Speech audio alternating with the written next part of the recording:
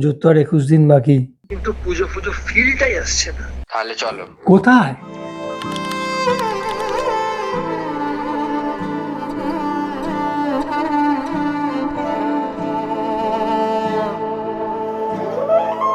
হাজার হাজার মানুষের ভিড়ে দাঁড়িয়ে, প্যান্ডেলে সেই লম্বা লাইনে দাঁড়িয়ে সেই প্রতিমাটা দর্শন করার আগে আমাদের সকলকে এটা জানতে হবে যে ওই প্রতিমাটা তৈরি কিভাবে হয়।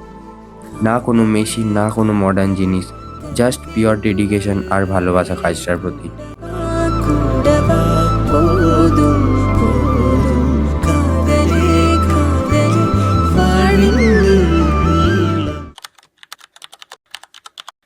আমরা এখন আছি কলকাতার সব থেকে ফেমাস প্রতিমা তৈরি হওয়ার জায়গায়, যেখানে গত 300 বছর ধরে প্রতিমা তৈরি হচ্ছে।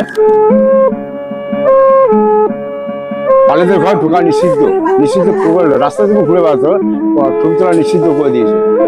আমাদেরও ভালো লাগে, আমরাও কথা বলি। কুমোরটুলি যাওয়ার আমার মেন উদ্দেশ্য ছিল সেই শিল্পীগুলোকে ক্যাপচার করা, যারা এই কাজটা দীর্ঘ বছর ধরে ভালোবেসে করে চলেছে, যাদের ছাড়া পুজোটা ইনকমপ্লিট থাকতো।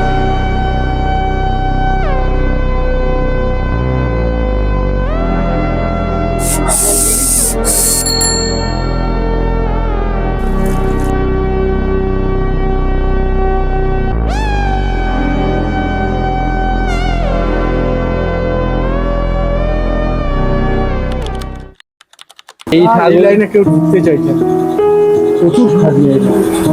কিন্তু আপনাদের ছাড়া তো এগুলো সম্ভবই হতো না, এই কাজগুলো হচ্ছে সব তার মধ্যে বাইরে চলে যাচ্ছে কাজের জন্য।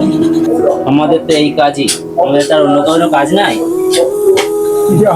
আমাদের করতেই হবে, আর আমাদের তো আর কোনো কাজ শিখিনি, এই কাজই করতে হবে। আমাদের এই কাজই সবকিছুই। প্রতি বছর মা আসেন হাতি, ঘোড়া, পালকি বা নৌকোতে, কিন্তু এবছর মা এসেছেন হাতিতে।